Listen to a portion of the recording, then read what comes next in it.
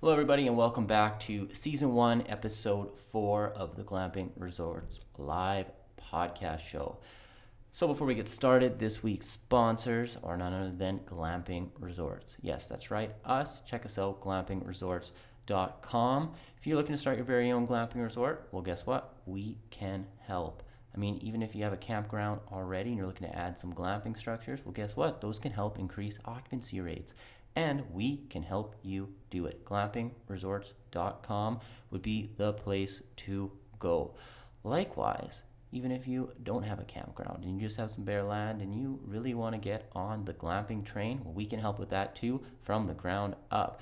Give us a visit at our website, glampingresorts.com. Next up is the people who helped us build a lot of our domes and a few other structures at our North Shore Resort site, which is our first Glamping Resorts location. They are none other than Element Construction. You can visit them at elementconstruction.ca. And these guys, they are great to work with. They do amazing work. So if you have a building project that you want a hand with and you want it to be done right, check them out, elementconstruction.ca. I mean, they did our walking trails, the post on them anyways. They did our playground, the domes, the tents. Just a wonderful job. Check them out, elementconstruction.ca. Next up, we got none other than our very own resort, which is North Shore Resort, just off Buffalo Pound Lake on the North Shore, north side. Now, we have lakefront lots, lake view lots, we got the domes, we got the tents, we got nightly camping, we have walking trails, we got a beach, and we got many more things to come.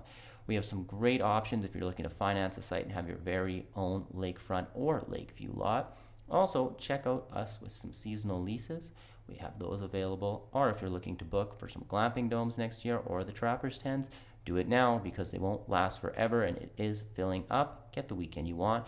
Visit glampingresorts.com and book today. Likewise, you can reach out to us on there if you're looking at financing or leasing a lot. Also, Christmas is coming up. We have gift cards. That's right, give the gift of glamping. Great for stocking stuffers. For denominations as low as $50 for a partial stay, all the way up to whatever you want. So definitely check that out. Those can be also purchased at glampingresorts.com. So check it out today. Now our guest today, I'm excited about this one. She has done a lot, all the way from professional football. She is just a power athlete. You'll see what I mean when we roll the intro when she comes on the show, but she's a tiny little ball of muscle. And she does stuff for Tourism SAS, BMW in Regina. Honestly, there's so much to even list that I'll just let her tell you it all. Anyways, Amanda Ruller coming up on the podcast right after this intro. If I can find it, that is. Oh, where is it? Boom.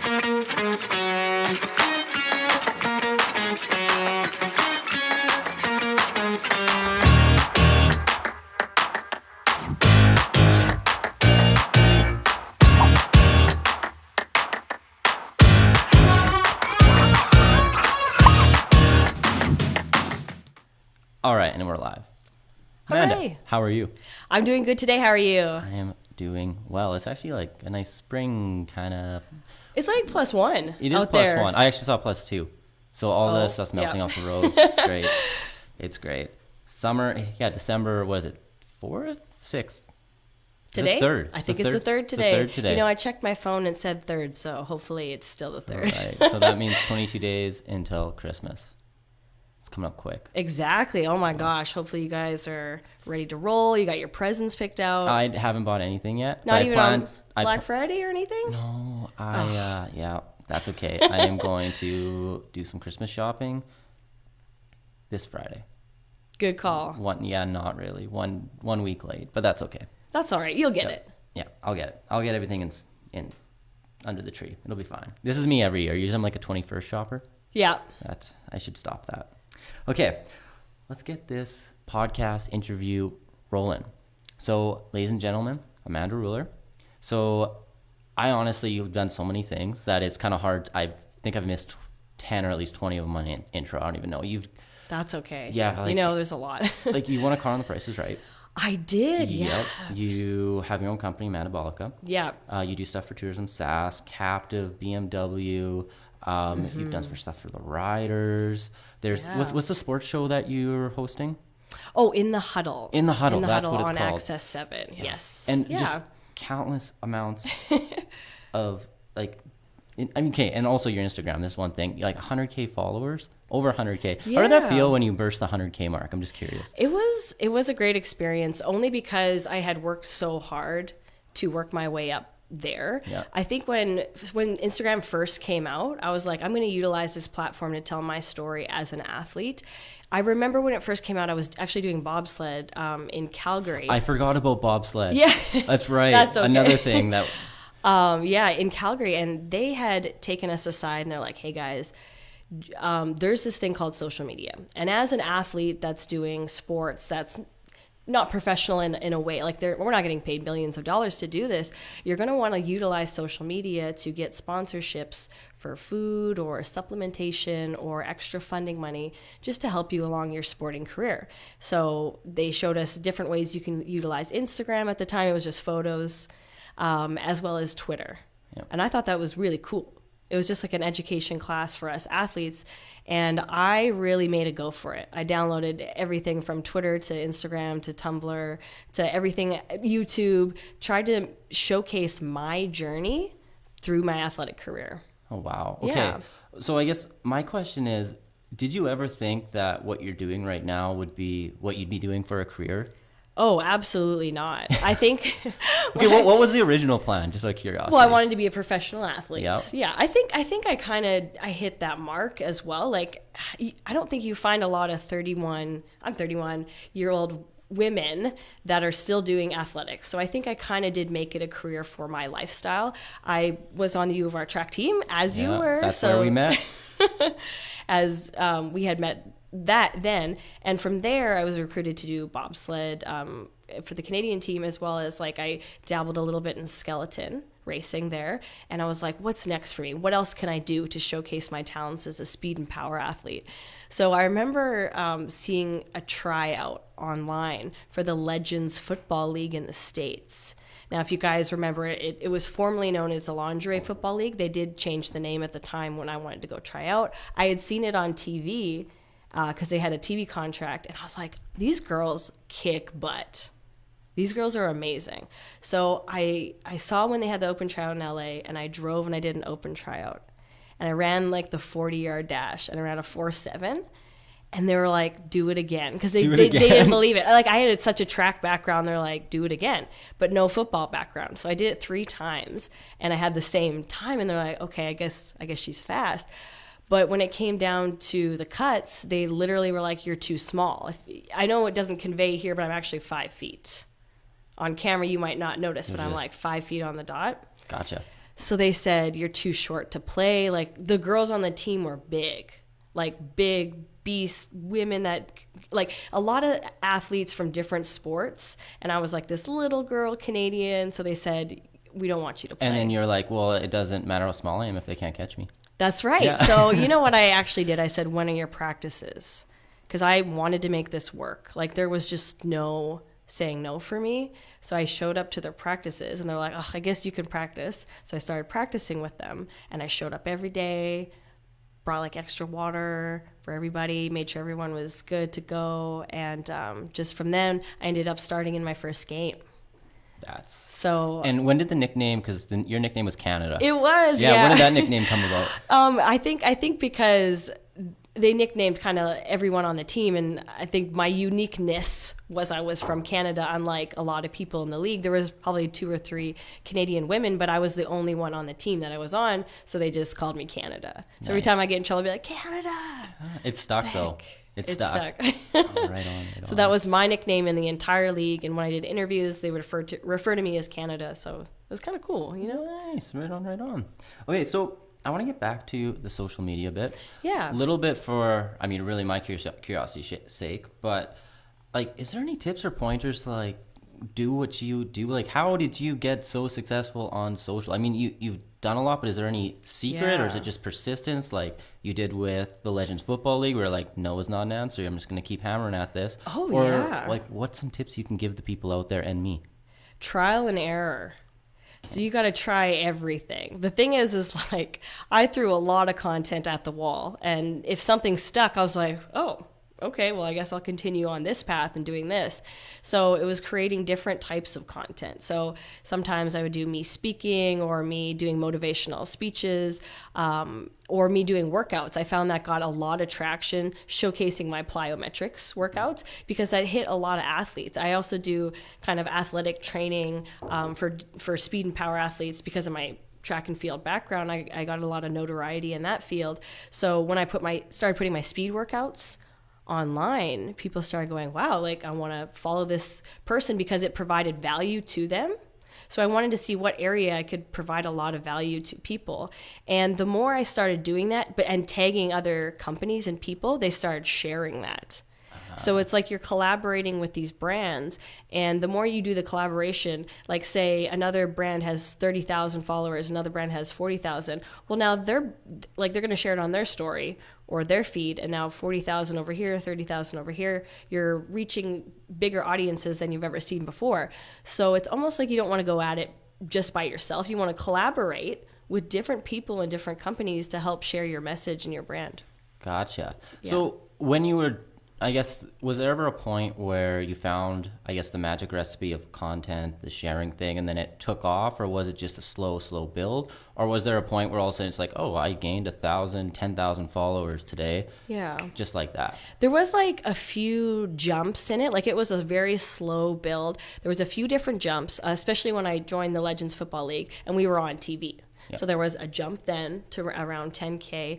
When I was on The Price is Right, that was another jump. I want to talk more about that after you finish here, but that's just... Because you're able to see like another audience, like people that love The Price is Right, were like, hey, who is this person? I want to follow their journey and see what they're up to these days. As well as like when I worked with different brands, I'd see like a little bit of jumps here and there.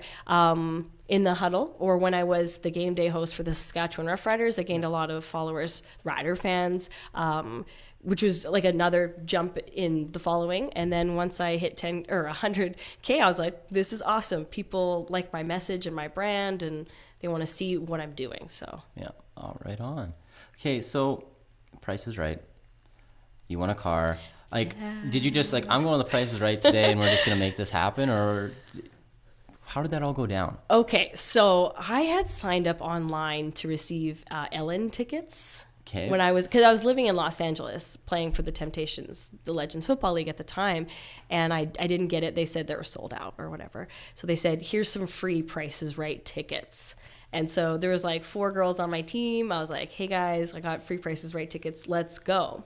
So we went to the studio, and we made like little tank tops or whatever that said like, we love you, Drew Carey, love the Temptations. Yeah. And something about that day, when we got in line, they actually interview each and every person in line for like 30 seconds. Oh, okay. So they go down the line and you have 30 seconds to impress. So they came up to me and they're like, you. And I'm like, I'm Amanda. I love Plinko and I'm super Canadian and I play in the Legends Football League and these are my friends and I'm just so excited to be here. And they were like, really? Really? And I could feel it at that moment because I was very bubbly and excitable. And then the next few people were like, hi, I'm Steven. Like very calm and collected. And I was too excitable to not be on this show. And that's exactly who they're looking for. Yeah, they're like, people are going to love this girl. Yeah. So if you're a game show connoisseur like me, definitely be an excitable person in line if you want to get on a show. Okay. So we waited in line. Actually, you have to wait in line for like 2+ hours. Wow. I know that's probably one of the secrets they probably don't tell you is you have to wait so long because they're taping 3 episodes a day. So you get in line, you get the screening, you keep moving up in the line, keep going in different lines, and then 2 hours later you're in the studio and you're still excited to go. So there was people coming up to me in the lines. They're like, I heard your interview and I think you're going to get picked. So people, like strangers, were coming up to me. So I'm waiting and they're calling people up and I was like the last name to be called up for the first round. And they're like, Amanda Ruller, come on down. I was like, no way. And I get up there and they have a couple showcase items up there and I bid $1. I'm pretty sure it was like a speaker for your car, a car speaker and like satellite radio and like a laptop. And everyone else went before me. And they're guessing these like outrageous prices. And I'm like, no way. You guys are all over. I bid $1 and I won. That's a confident move right there. Good It for was you. a power move. I don't do a lot of power moves, but that was one of them I was like super confident in. So I get up on stage and I flex like this because I don't know what came over me. I was just like I'm just going to flex to the audience. I'm pretty sure Drew asked me my name. I like blacked out and just like flexed. And he's like, all right then. Alrighty then. Anyways. Anyway. So I play this game high-low.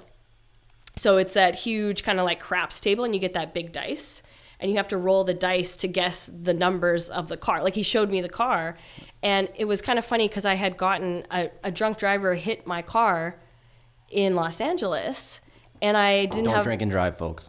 And it totaled my car. And I was okay, guys. I was okay. So when they showed me the car, I was like, Drew, I actually need this.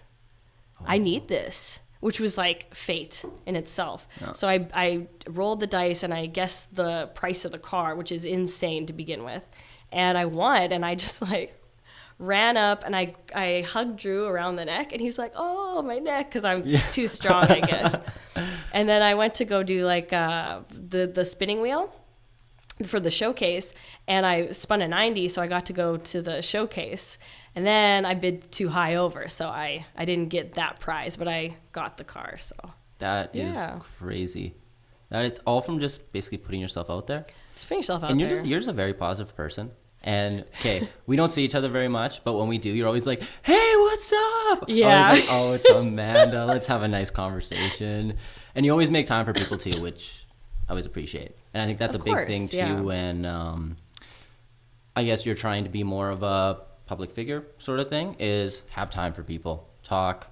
Would you say that I'm correct? 100%. Yeah. It's something that a lot of people don't think about. They're like, how did you work your way up in the community?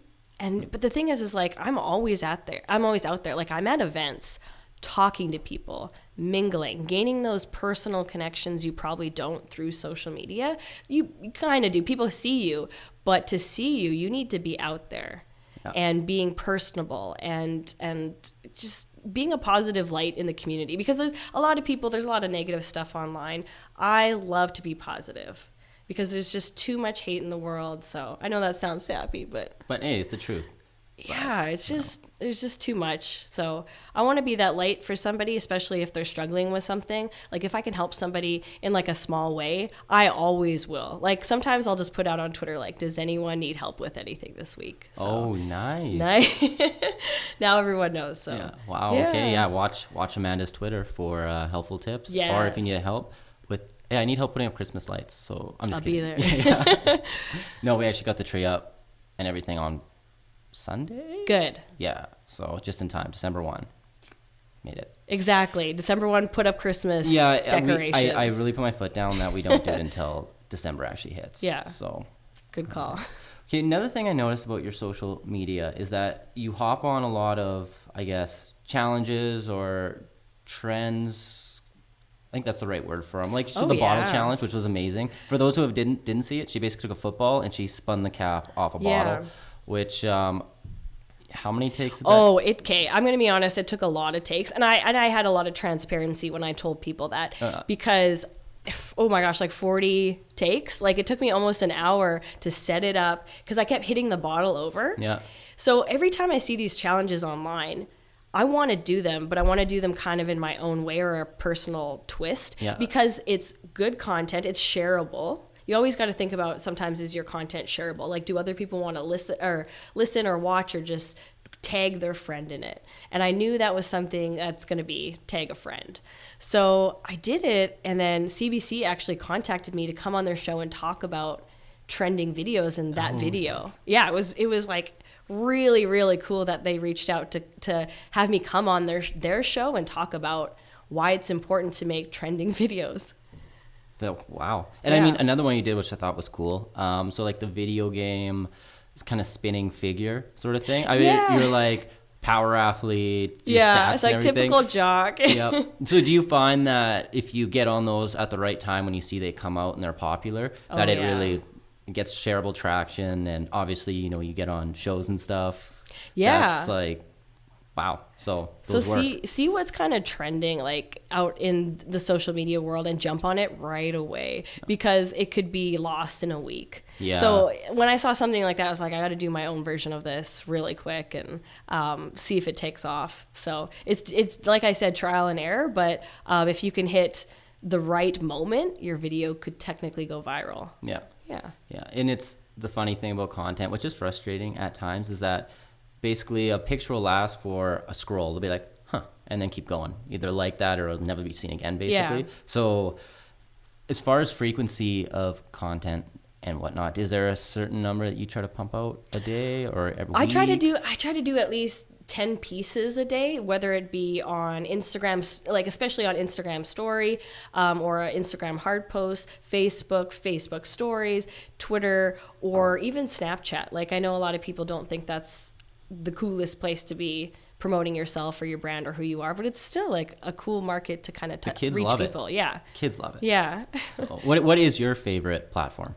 Instagram for sure. Yeah. Just because it has a wide reach and you can do photos, videos, and it's been good for my name and my brand that people have resonated with. Yeah. So I think that's why I like that platform the most. Have you started using TikTok yet? I have, yes. Yeah. I have a TikTok account. I love used it last week on Black Friday. Was the first time I logged in. I was like, man, Amanda would love this, because I knew our podcast was coming up, and I'm like, I wonder if she's used it yet. This seems like an Amanda social media platform. Oh yeah. So I'm gonna give you a follow on there. I have the Glamping one, and then one other one I'll follow you. So it's so cool. Mm-hmm. It's just my name, so Amanda Ruller. But it's such a cool platform because you can do videos in 10 seconds. So you have 10 seconds to reach an audience and gain their attention, and then they move on, which is such a creative platform because you can do whatever you want. So I think it's such a unique, like it's like Vine. Remember Vine? I remember Vine. That didn't last very long, but Vine was a lot of fun. But TikTok's like Vine on roids. Yeah, because with the music licensing. Licensing? Yeah, there it is. Sorry guys. My brain today. But that's such a big thing for them because then utilizing that music is so key. Yeah. And it's nice to, put your soundtrack as Drake behind you. You don't have to pay... I don't even know how much it would cost to license a Drake song. But I don't want to ask. Yeah.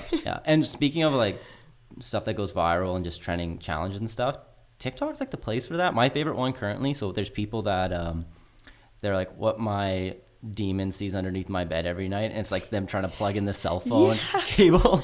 That's a good one too. Yeah. So okay. I kind of want to move this back to tourism a little bit because you did some work for tourism. And Are you still doing work for them? Yeah, Tourism Education Council. Okay. So it's like really cool. We're just finishing up a really cool project called I Heart Tourism Careers. All right. And that's why you were out at our resort. Yeah. Amanda came to visit us this summer, by the way. Gave us a little interview. You interviewed Sean and Cam, correct? Yeah. Did you do one? Yeah, we did. I did one with you, yeah, yes. Right. I just edited it, so it's coming out, guys. All right. Perfect. Yeah, I've been everywhere and anywhere trying to highlight people that work in tourism sections, like you guys, for example. Why is it important to bring tourism to Saskatchewan for you? Who are the people that are behind these events? Who are the people behind hospitality? What's going on there? I mean, everyone sees the events, but like, who's setting it up, who's putting it on, who's the general manager at the hotel you're staying at, all those different types of elements is what I'm trying to highlight for them. Nice. Yeah. Okay, so I guess before we talk more about tourism, I wanted to ask this question before that is, so you were in LA and then you moved, were you always in LA? You moved to a different team for a bit. Atlanta. Then you're in Atlanta. So what made you decide to come back to Saskatchewan? Was it basically home? Did you see more opportunity here? Or what was what was the reason for picking Saskatchewan as your home base permanently? Yeah, if it is permanent, I don't know. Oh yeah, for sure. So, I grew up here and I love Saskatchewan altogether. And when I had that opportunity with the bobsled and skeleton, area. That was out of Calgary. Yeah, I moved out to Calgary. So from there, I was just like, what can I do next? Moved to LA. Then I moved to Atlanta. So that was like a big stretch of like not being home for like 5-6 years. And then I applied for a job with the Saskatchewan Roughriders as the in-game host. At the time, like it's hard to live out in the States because I didn't have a visa to work other jobs or have opportunities. So I was like, you know what? Maybe it's time to switch it up. Like I need to work a solid job. And as you know, like I love sports and sports media, and there was a gig available. And I was like, I have to jump on this. Like I don't know when this will ever come about again.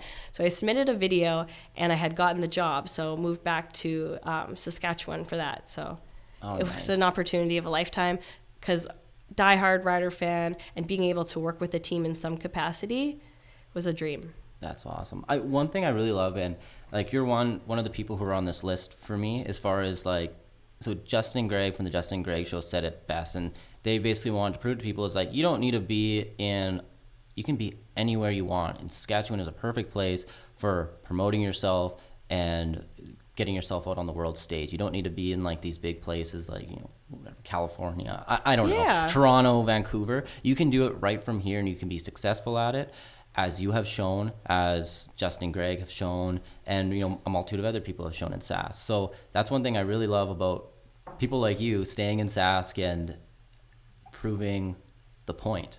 Yeah, right? Of course. Yeah, no, you could be successful anywhere. Like I think it was really cool to live out in those big cities and see what it was like and just try to make it on my own, big city living, and then come back here and be like, I can still do this. Like I can still further my broadcasting career that I want to and make it my own in Saskatchewan because I have all the tools. All you need is like a camera or an iPhone and a tripod, and you can broadcast to the world. And I think that's doubling back on why social media is such a great tool to have in your belt right now, because you can technically reach tons, like big audiences that maybe a major station isn't able to. Because I think these bigger stations, even like Sports Illustrated, had to fire a lot of their senior staff, and they're taking on influencers because they have a bigger, broader reach on their social media streams.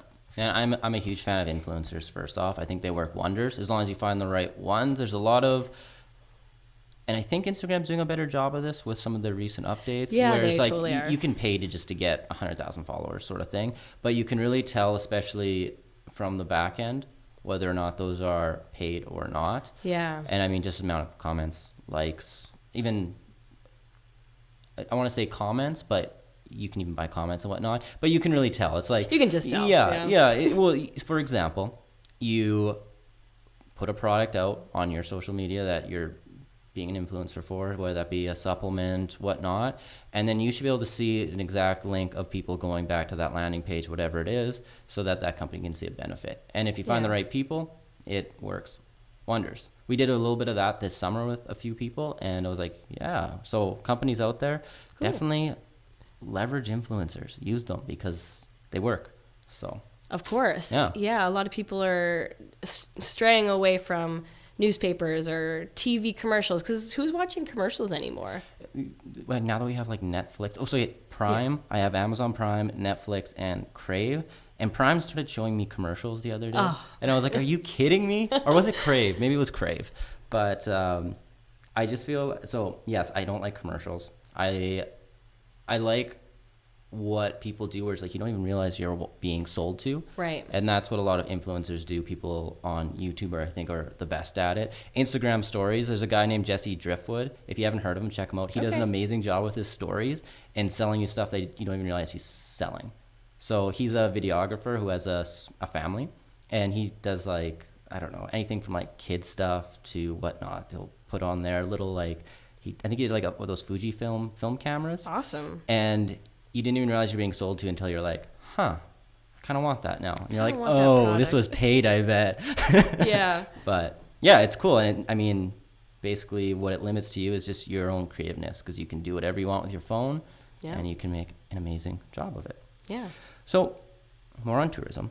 So you went to obviously a few places to check out careers in tourism in Sask. So it is a very exciting area to work in. Were there any places that, and you don't have to answer this if it's going to ruin the show that's coming out or any of the edits. Okay, yeah. But is there any places that you'd be like, hey, you want to work in tourism? Check these places out right now. Definitely Cypress Hills. Yeah. I want to talk about that place. Like, there's a lot of hidden gems there. I got to speak. I went up there for a couple days. I thought I was going to get one story, but I met so many unique people that work within that place, whether it be someone that worked at the paddleboard shop or in the dining room at the resort, that I spent a week there. Just like talking to like and interviewing people and getting content. They had the ziplining course there, which was amazing. Did you go to goat yoga at Maple Creek? I did. Nice. I went to goat yoga, Maple Creek. I took my time. I just stopped at places and talked to people and just got those goats are so cute, by the way. I'm just thinking how cute they were. Just got so much inspiration and motivation. These people that live there, they must just have a ball working in these fields. So especially if people are looking for summer jobs, don't limit yourself to maybe something you don't really want to do. When you could go out to Maple Creek or Cypress Hills and work at a beautiful park and work in hospitality or guest services or the ziplining course or wherever you want to work. There's so many cool opportunities to work in the tourism sector. And these people I talked to, I'm like, when did you start?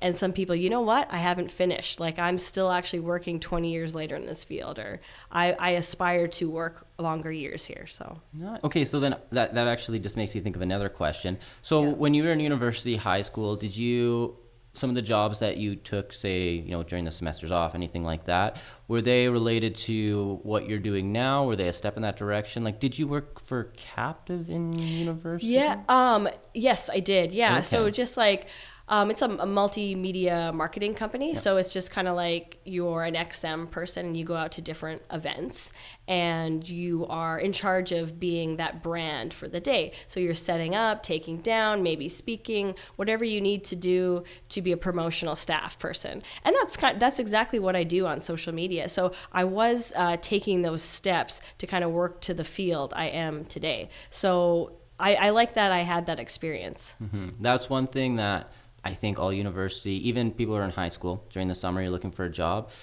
If you know, and it's tough to figure out, usually you kind of got to do a bit of trial and error. But if you know what you want to do, is start trying to work in that field, get contacts in those fields. And after you're done your degree, high school, you already have your foot in the door sort of thing. So, 100%. Yeah. I can't speak enough for that because it's so important to make those contacts now. Even like if you need to volunteer for something. Like, boy, I volunteered for so many different things. Like, I'll help out here, I'll do this, I'll show up, I'll bring coffee, to like just gain a contact or gain a friend in the field that passed on my message. And now people want to help me achieve my goals, which I'm still like, you want to help me? Like, it's great. I just love it so much. Like, it makes my heart on fire because I can't be grateful enough and humbled by them wanting to help me. So, well, geez, I mean, you return the help. I mean, as you said with your Twitter, so that is awesome. Yeah. And yeah, if you ever need something, let me know too. Like, will do. I mean, I got my camera. That's pretty much what I do. So, Nice. As well. So, you talked a bit about goals there. So, what is the long term for Amanda? Like, what would be up here that you're like, I want to hit this? Yeah. And that would be like, that's my main goal, and that's what I'm driving for. I think like some people say that they want to keep their goals silent until they reach them, but I'm the type of person that I've been telling everyone, because if there's someone along the way that could help me get to that goal, that'd be great. So I had this conversation actually earlier today because somebody said, where do you want to go with this job? And I want to be on TSN. I want to I want to be a CFL sideline reporter. I could see you be on TSN for sure. That's what I want to do. Yeah. That's my ultimate goal. It's like, I want to work in football sports media in some capacity. And I'm doing a little bit of it now, which I am so grateful and happy that people took a chance on me to do that. And I think they're seeing the value in a woman as myself that not only has the knowledge, but I've played the game. I don't know if you mentioned, but I played on Women's World's Team Canada football in 2017. I had that, but I missed. I knew I'd miss No like problem. 10 things, but it is. I did have it written down. Yeah. So.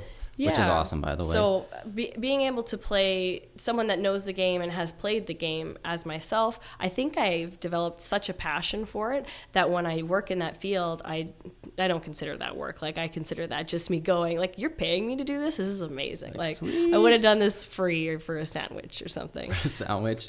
I like to eat. I'll probably talk about food twice more today, but I like to eat, but I really want to be on TSN. Yeah. Yeah. Okay, so being on TSN for football, were you always a football fan, or was it when you started doing the Legends League that, kind of like you realized like, wow, I really like this, or was it before that? Mm-hmm. When I was really, really young in elementary school, I played flag football just for fun with the girls, and then my dad started taking me to football games, Saskatchewan Roughrider games with him.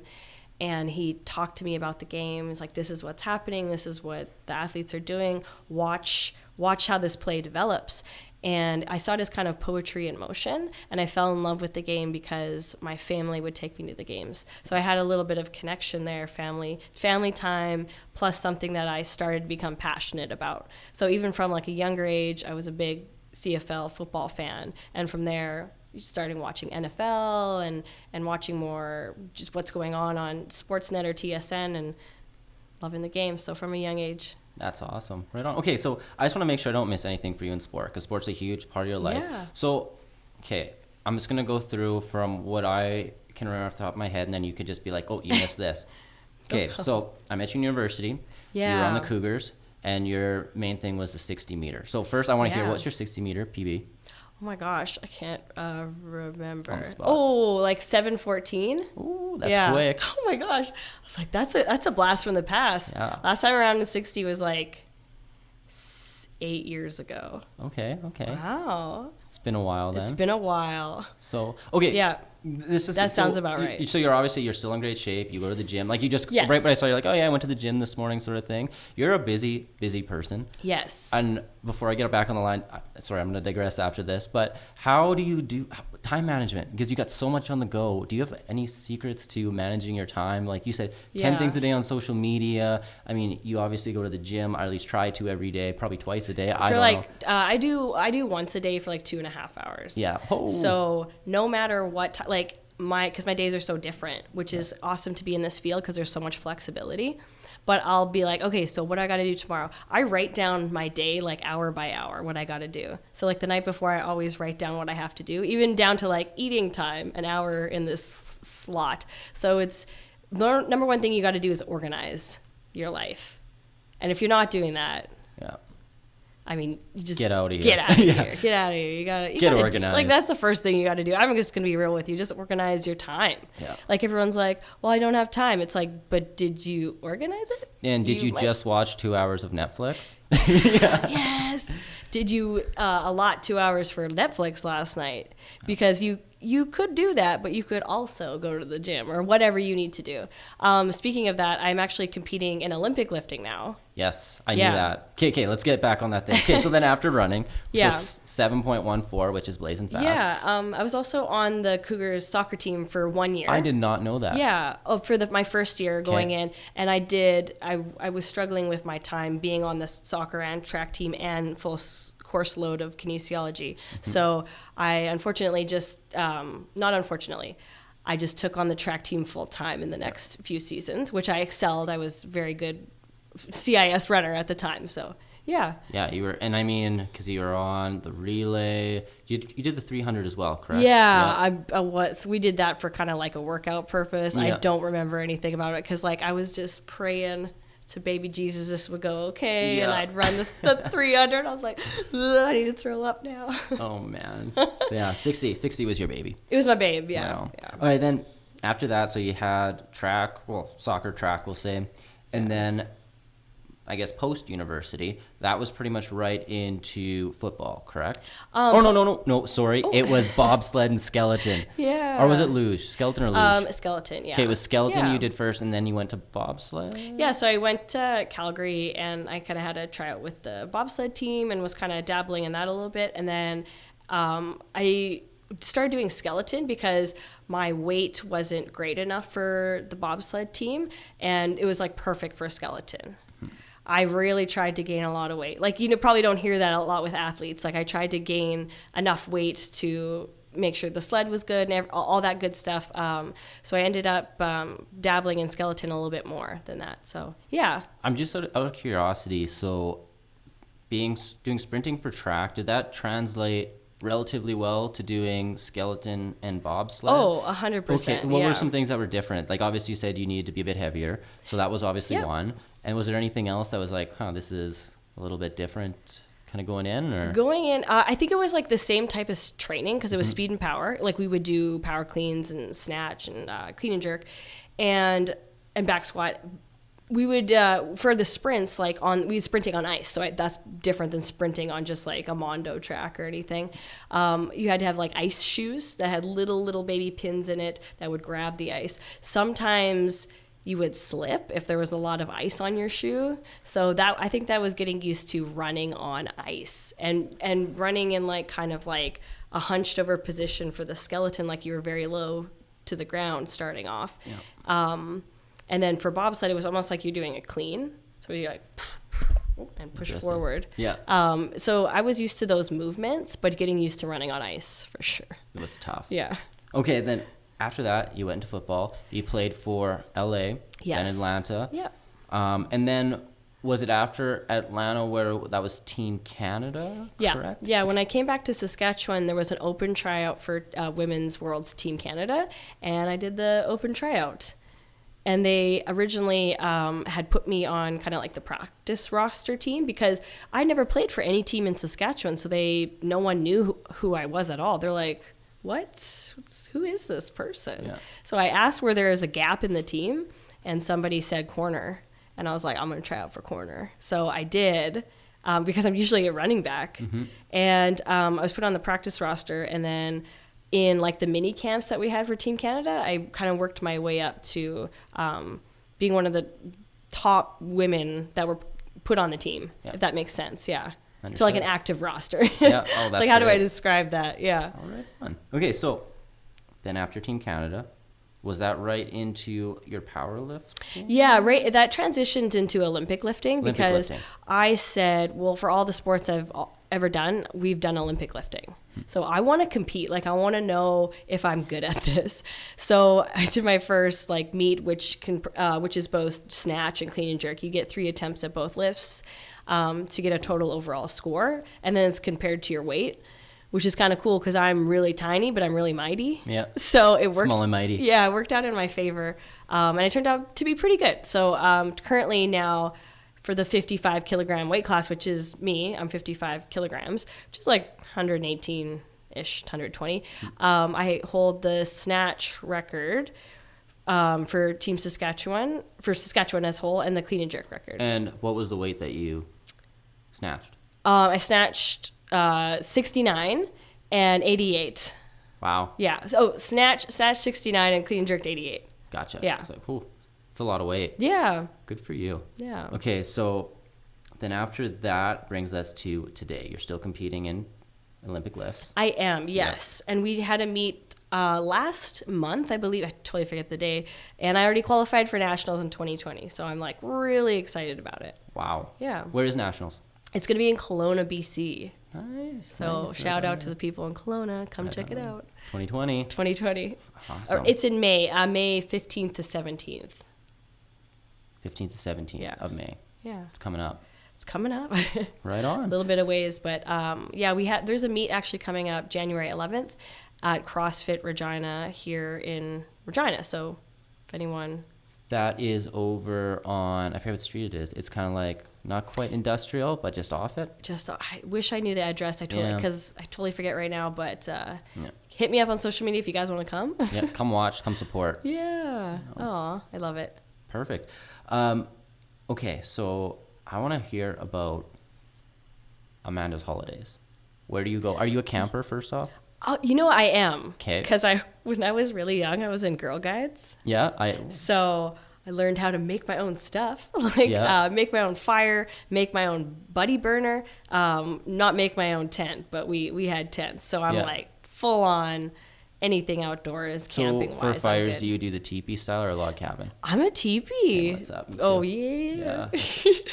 I've met a few people this summer who do the log cabin. I'm like, it's not as effective. It You just guys. isn't. It's like toilet paper on the roll where you can like do it forwards or backwards. Forwards, all the way. all day. Yeah, What it's the just heck? common sense. Yeah, we'll start a support group. Yeah, support Yeah. group or just really people who are passionate about doing things the most effective way. way. We have a little like bonfire in my backyard. Yeah. Because I have a pool in my backyard, which is so key in the summer. So I'll just like light a little I fire remember- and just sit there. I remember I came to a pool party at your house once, and we did the what's that? The bouncy line thing? What's that called? Slack line. Yes. Slack line. Which I am terrible at, by the way. You're great at. It's so much fun. Yeah, it is a good time. Yeah, I Just gotta get don't that slip up. the wrong way, but yeah, it's a lot of fun. Yeah, I'm pretty sure my mom tried it one night and not good. No. Not That a would have been good something time. to be like, hey, we're just gonna set up the camera. We're That just was gonna see like how it goes. the one time I didn't set up a camera. Mm-hmm. Could have got that on film. You should just have like right by your pool just a surveillance camera that you can just take stuff off if something funny happens. Yeah. Yeah. Food for thought. But you mentioned holiday trips. Yes. I'm actually going to Hawaii over Christmas, and I'm so excited because I've never been to Hawaii. And my cousins said that they were going, and I was like, can I come? And then when I said I was going, my mom said, can I come? So now it's going to be like a family affair. We're all going up over Christmas as well. So I'm sure they're going to have some fun stuff on the island. We're going to the island of Kona. Yep. So they'll have lots of stuff. So we don't have too much planned besides relaxing and snorkeling. And yeah, that's about it. Oh, that's gonna be fun. Okay. Yeah. We were at a conference in Aurora, Colorado, and there's a guy we met there who does is artistry. So he does like what's it called? Like tree houses that are like really nice and stuff. And I think he Okay. did something in Kona, like just off lava fields. So it's just like really nice. We'll have to look it up and I'll show you after the podcast. Yep. But go to artistry.com, artistry. I'll post it down below in the comments just so I get it right. But yeah, he did like what he does structures that fit in with the natural landscape and feel and whatnot that are just beautiful and unique. You awesome. should see if you can check that out. It's on Okay. Airbnb, I know that. But yeah, I'll look it up for you after this because it looks like an amazing experience. And That if would I be ever go to great. Hawaii, I want to check it out. You should So- go. I mean, this is going to be my first time going. I can't believe I've waited till 31 to go to Hawaii. I will probably be 40. I better do it sooner Yeah. than later. So I'll convince my mom and be like, Mom, Christmas present. Yeah. Take me to Hawaii. I do have a fun story. This kind of reminded me of it because when I said 31, I actually, from when I did game day hosting for the Riders, I got a look from the WWE. I can't remember if I told you that. No. So the WWE flew me out to a tryout, and they gave me a number. It was 31. I know this is like another story of something I've done, but that's something I don't talk about Yeah, enough. you're supposed to stop me if I miss Because anything it in is sport. cool. Yeah. Like, not every day you get asked by Okay, the and I remember WWE. when Stone Cold Steve Austin, like he retweeted something, Yeah, responded he to you. tweeted me. Yeah, because I was doing Swinging with the Stars Yep. in for Hope's Home this year, and I ended up doing like a WWE themed dance. And at the end, I Smashed. did the beers and went like this, and someone took a real great picture from down below, guns a-blazing. Yeah. And I tweeted at him. I said, who did it better? And I did a side by side, me and him. If you guys want to see it, I pinned it on my tweet. And he was like, good form, good technique. Like, he said it was pretty good. So he gave me the shout out. So that's that awesome. actually went viral. It was on the Chive. It was on lots of like news stations, Yahoo News. It was everywhere. That's hilarious and awesome. Yeah. So that was another little bit of a It was a bump, yeah. Yeah, a bump. Like That's- in the follow aspect or attention, which is kind of cool. So that is yeah. really cool. Okay, Yeah. so I want to hear more of the wrestling story. So you got invited out, number 36. Oh, a 31. 31. So I got invited out to go do a tryout for WWE to their Orlando training camp. So they twice a year they invite people from United States or maybe Canada that they feel would be good for WWE. So the first thing I do when I get there, they make us cut a promo. So a lot of the people they invited to the camp were already wrestlers in the indie scene. So there was like me and maybe a few of us that weren't, like, are just good on the mic. And I knew this was my chance to shine because I'm pretty good on the mic. I don't wrestle. I never really got into it. And university or high school.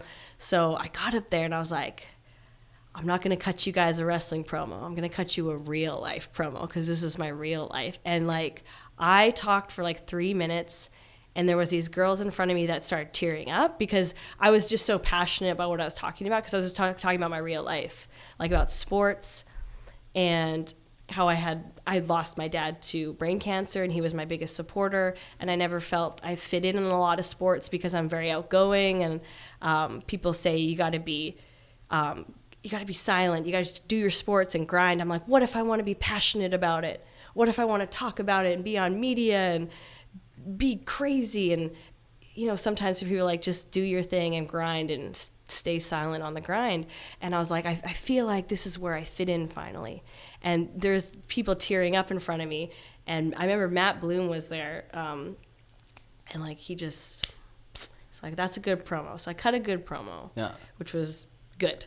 So the next days were heavy on athletics. So they showed us how to hit the mat properly and do flips on it. So it's called taking a bump on the mat and do all the athletic things you need to do for wrestling, which was crazy. I didn't realize how much training goes in for these athletes to be able to do what they do. And I have mad respect for them. Even running the ropes back and forth, that's exhausting. They did it one day to us trying to see who I'm sure would last the longest or puke. It was like we were doing 2 a day, almost kind of 3 a day activities. And it was about a week-ish, a little bit more. And we bonded as such a great group. And then at the end, they're like, does anyone else have to do anything or say anything to impress us? And I got up on the mic and I started rapping like Super Bass by Nicki Minaj to make them remember me. So I had a good showing. Wow, there. Good for you. That's a long story, but. Oh, man. Okay, speaking of wrestling, though, like a lot of people don't realize because, yes, it's choreographed, you know, WWE.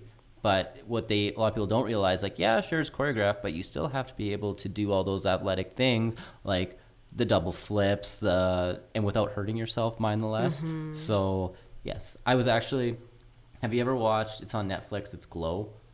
It has Alison Brie in it. Yeah. I started watching that, and it was kind of pretty like good show. I don't know if it's a good indication into like the inside world sort of thing, but some of the stuff that they have to do, and it's just kind of cool how they relate it back to acting and sport and kind of how it really combined there, which is really neat. Yeah, so, of course. Good show.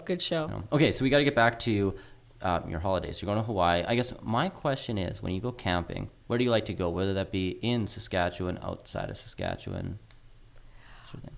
You know, I'll just drive till I see something nice and I'll stop. Yeah, I'm the kind of like go with the flow type of person. I like to go to places I've never been before, and especially working around the tourism community, Tourism Saskatchewan, listening to everybody's stories, I'm constantly writing it down and being like, this is where I need to go next.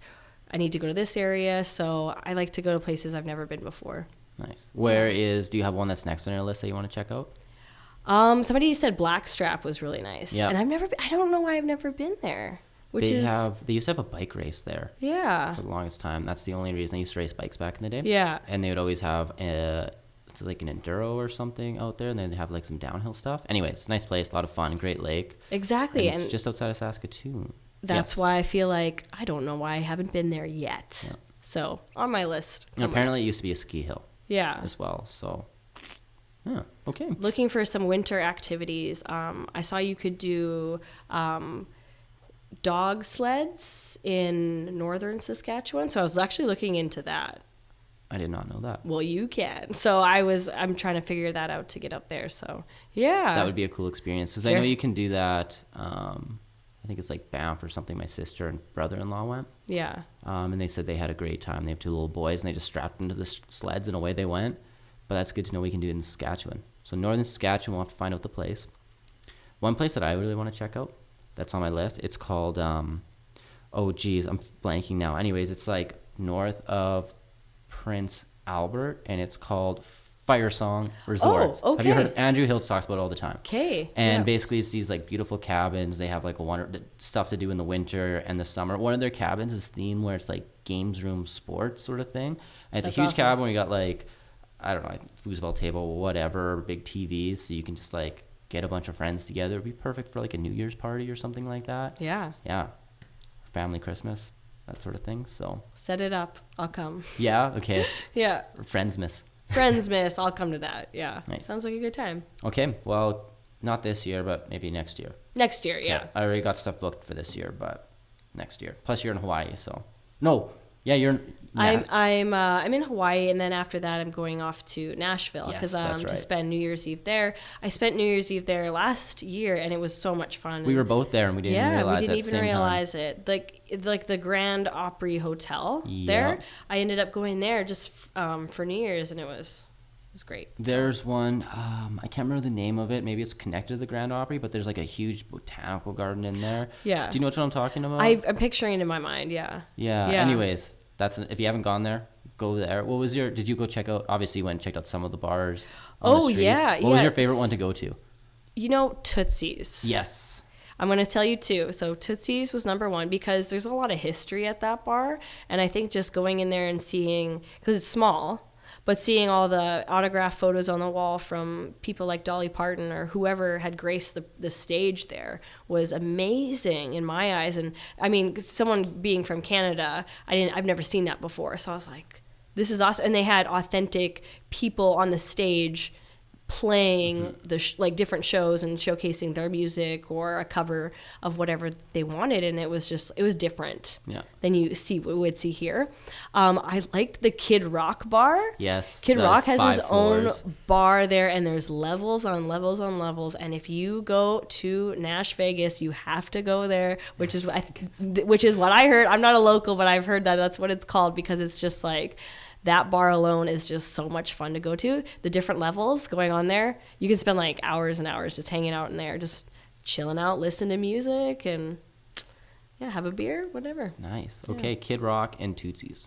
Yeah. Those are the two to check out. Those are the two to check out for sure. I ended up going to a Titans game, which was, I'm a big football fan, so it was great. We tailgated outside of that game. We didn't end up going to it, but we joined in the tailgating. Which amazing. Was fun. Yeah. It was good. It's perfect because you just walk across the bridge and then you're right back downtown. Yep. So, which is like the very first bar you'll see is that Kid Rock bar. Yeah. So, I don't know. Okay, is there anything else you want to add, I guess, before I ask my last question here that you would want to talk about? I kind of nailed a lot of the stuff. Yeah, we've been rolling for a while. Look at us hammering out this interview. So, okay. I'm just going to go right into it. So I asked this 2 weeks ago, and I want to ask it again to you. And it's basically, there's a stigma in Saskatchewan that it's not really known for tourism. It's more of like farming, mining, that kind of things when people think Saskatchewan. So one thing, I know Tourism Sask, as well as a lot of people in Saskatchewan, are trying to change that stigma. But it is very hard with neighbors such as BC, Alberta, who have like those natural landscapes, mountains, because you can go skiing, all that wonderful stuff. So what is, and maybe what could we improve on for Tourism Sask and people in general to let people know all the great things we have here for tourism so that they come and visit us? I actually think that they're doing such a good job right now. Is that they're taking on all these creatives, especially in the social media realm, to highlight the great parts of Saskatchewan. Like when you see people going to events and creating content, video, whether it be YouTube or Instagram or Twitter, they're capitalizing on these people, making them tourism ambassadors, maybe for the province or maybe for just Regina or just Saskatoon. I think they're doing a really good job because I've seen tons of awesome stuff lately that I haven't seen in years past. Yeah. So I think they're doing such a great job, and I can say that over and over again, in making that a reality. Because now I'm just like, that's a thing in Regina? Like, that's an event, I want to go there, or that's a person, or that's a career opportunity I could have. Like, especially, I had gone on the Wheatland Express this summer, which is like a little train just out in Cudsworth, just outside of Saskatoon. And when you get on the train, it's like a wine tour, and they have different themes. So the one I went on, it was like a wine tour, and you stop in a little small town and you come all the way back, and then you get off the train and you have a dinner at the small town community hall, and there's dueling pianos, and nobody knew that this existed until I'm sure people knew it existed because it's new. It like only has been going on for like a year. until like I posted on social media, my video of it, and then people are like, where is that? I want to go there. So I think they're doing a good job on like getting that content out of there and making more awareness of the cool opportunities that are in Saskatchewan. One thing I really do appreciate in like Tourism Sask is they make anybody who has, good, decent content feel like rock stars, because they'll repost it. They'll be like, hey, we'd love to feature you. Like whenever you take something or put something out there, when you get someone reaching out to you being like, hey, we love it, can we use it? You're like, yeah. Yes, of course. Yeah. And that's the thing when I said about collaboration. In this point, we're trying to collaborate to get awareness for Saskatchewan out there, not just a brand, but which I think is so cool what they're doing. So keep it up, and let's keep bringing awareness to Saskatchewan and showing all the great aspects that it has. Yes, and those of you who have not visited Saskatchewan for tourism, you should come visit us. We have lots of wonderful stuff. Check out Tourism Sask on Instagram, Facebook, wherever, YouTube, and discover Sask. Yeah. Is that their slogan? Explore Sask. Explore Sask. And in exploring, discover Sask. Thing. All right. Well, that wraps it up. I have no other further questions. Thanks for coming out today. Really appreciate your time. I know you're a busy girl. And maybe like next season we can have you on again. Sounds really good. We can get an update and see if when you're on TSN, maybe we can talk about TSN stuff. Oh, heck yeah, we can. We will for sure. I'll keep you updated. I'm doing tons of different things, so we'll have a lot to talk about again. Great. All right. Thanks for tuning in, everybody. I'm going to roll the outro here, and you guys have yourselves a wonderful rest of the day. Well, that is it, everyone. Another episode, season 1, episode 4 with Amanda Ruller. So now let's get back to our sponsors that made this episode possible. So the first one is Glamping Resorts. Are you looking to start your own glamping resort? Well, guess what? We can help you do that. Whether you have a campground or just bare land, give us a call. Visit our website at glampingresorts.com. I mean, if you have a campground, it's a great opportunity to increase occupancy rates by having those dome structures. It just brings more people in, makes it a little bit more attractive and different. Glampingresorts.com is a place to go to get some help with that. Even if you have bare land, guess what? They can help you too. Glampingresorts.com is the place to go. Next up is Element Construction. These are the guys who helped us build our first resort over at the North Shore. Now, they are great to work with. They do wonderful work. You don't have to worry about going back years down the road and fixing stuff you shouldn't have to worry about fixing. They did the domes, they did the tents, they did the posts on the walking trails, the playground, and they do wonderful work. Check them out. elementconstruction.ca is the place to go for your next building project. Now, lastly, our own resort, North Shore Resorts, our very first glamping resort. Now, we got lakefront lots, we got lake view lots, we got the domes, we got the tents, we got nightly camping. We have it all. Are you looking for a seasonal lease? Well, we can do that too. We have great financing available on our lakefront, lakeview lots if you're looking to own. And hey, visit glampingresorts.com if you want to get a hold of us for buying or for leasing. That is glampingresorts.com. Also, visit that same website if you're looking to book domes or tents. They book up fast. We're open from April 15th to October 15th, weather dependent, of course, and book your weekend in now. Don't get stuck trying to book last minute and not get the spot or weekend that you want. Do it today. Visit glampingresorts.com. And lastly, Christmas is coming up. We have gift cards also available on glampingresorts.com from denominations as small as 50 all the way up to whatever you want it to be. Great for stocking stuffers, so give the gift of glamping. That's it for now, folks. We'll see you next week for another episode of the Glamping Resorts Live Podcast. Take care.